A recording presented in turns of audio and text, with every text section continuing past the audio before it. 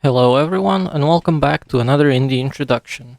This time we will be taking a look at Realms of Magic, a comfy 2D RPG that can be described as a combination of Terraria and Starbound. The game has a lot of features we will look at, so sit back and enjoy. Before we start the game, we will have to choose a race we want to play as and customize our character. I really like how they made the race selection. It gives off some nice Elder Scrolls vibes. There is a world map that shows us from which place each race originates from. Under the map there is a description of the race, telling us where they're from, how they got there, how long they live, what their traits are, and so on. Realms of Magic offers that role-playing aspect straight from the start. There are 9 races to choose from, each being different from one another. So you have the humans, who are the jack of all trades. They gain more experience from professions, and there are no major drawbacks. You get increased health, mana, and stamina points, and their regeneration. Wild Elves have increased damage and attack speed. Their sprint and movement speed is increased, as well as stamina points. Their potions are stronger and can have one additional elixir active at once. What is unique to Wild Elves is that the animals won't attack them.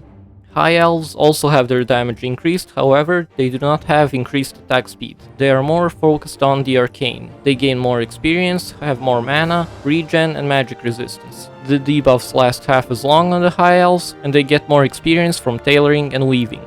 Dark Elves have similar buffs like the Wild Elves, increased damage dealt, attack speed, and movement speed. Their health and stamina is also increased, and they deal 100% more damage to targets below 25% health. So they have a built-in execute mechanic, and the unique trait is that they have regenerations decreased by 50% during the day, while at night the regeneration is increased by 100%. Orcs are of course your typical fighting class, and they have a battle rage mechanic. For every 1 damage they deal, they gain a stack of battle rage that lowers by 2% every second. For each stack of battle rage they have increased the damage, health points, and all regeneration. Aside from this, they are skilled in blacksmithing, leatherworking, and tanning. Dwarves are your tank class. They take reduced damage by 2%, they have increased resistance, and their mining, smelting, and blacksmithing is also better than other races. Goblins have the ability to double jump, and their stamina regen is increased by 30%. Damage dealt is increased by 25%, as well as damage taken. They are greedy, 200% experience from trading. Lizardmen have a similar trait like orcs. They gain stacks for every kill, the stack depletes by 1% for every minute, and for each stack they have higher damage and increased health. And also they can eat raw meat and gain a buff from that. And gnomes, well, they have hard mode. After you finish choosing a race, you will play through a tutorial. A mage will save you from some troglodytes, and since you have nowhere to go, he will let you stay in his tower, but you will have to do some chores for him. Of course, this is just used to show you the basics of the game. How to use items, inventory, and how to change your bars, since you will have a, let's call it a building bar and an offensive bar where your weapons and skills will be. So once we finish the tutorial, we will find out that the mage is actually a warlock, and he gets killed by some witch hunters. The witch hunters spare you and send you to a village called Woodbury. This is where you will get your quests and can play the game however you want.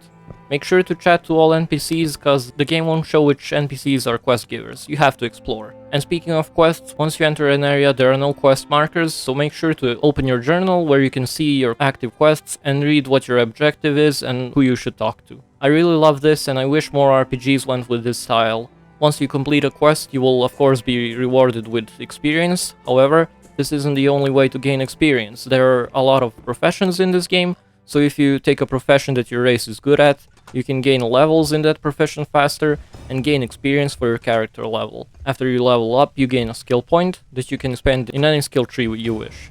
There are 7 skill trees, so let's take a look at each one.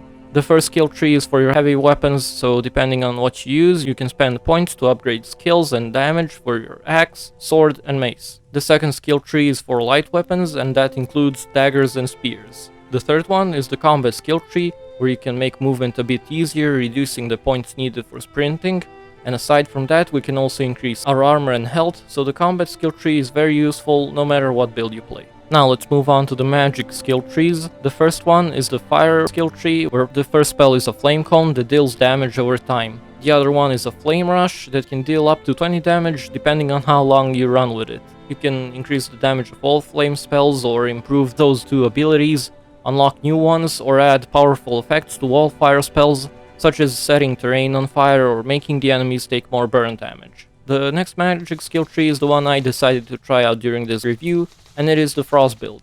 The first offensive spell is an Ice Shard that travels across the whole map, so it's really useful for shooting enemies, especially if you unlock the passive that slows down enemies. You can also unlock a Frost Shield that reduces damage taken. The next magic skill tree is the Nature tree, and it is a summoner and support build. You can add armor to you and your allies, you can heal, and you can also summon all kinds of animals. The last skill tree we have is the Necromancer skill tree. You can cast a Dreadbolt, or you can summon skeletons and boost them with your passive skills. The combat in the game isn't something too crazy. Kiting and movement speed is a bit overpowered. If you have spells, you can just take the high ground and destroy everyone. There is armor you can pick up that can increase your stats, so yes, I will wear a tiara and a literal clown suit if that gives me plus 8% frost damage. Aside from armor that offers an increase in stats, you can stumble upon scrolls that are hidden in chests throughout the world, which give you a permanent boost to a certain skill. As I said, once you level up you gain a skill point, but that isn't the only way. You can craft a scroll of knowledge that will give you 1 free skill point for the cost of 8 blue and 2 red essences that you can easily find while adventuring. The overworld map is made out of squares where you can travel to. Additional squares are unlocked after you have passed certain quests, and if you look at the description of the squares, you can see whether the squares are locked or unlocked. In the unlocked squares, you are free to build however you want, while in the locked one, you are only allowed to destroy certain squares that lead to secret treasure. On the right side, you can see how many dangerous enemies there are, and how many secrets you have discovered. You can also stumble upon NPCs in the wild that do not have a home, so you can ask them to follow you, and you can slowly build a settlement in unlocked parts of the map. Overall, the game gives you exactly what you would expect. A fun 2D RPG with the freedom to explore the world. The game is $17 on Steam and it has a very positive rating. That will be all for this video. If you enjoyed the video, please leave a like and subscribe. It means a lot for my small channel.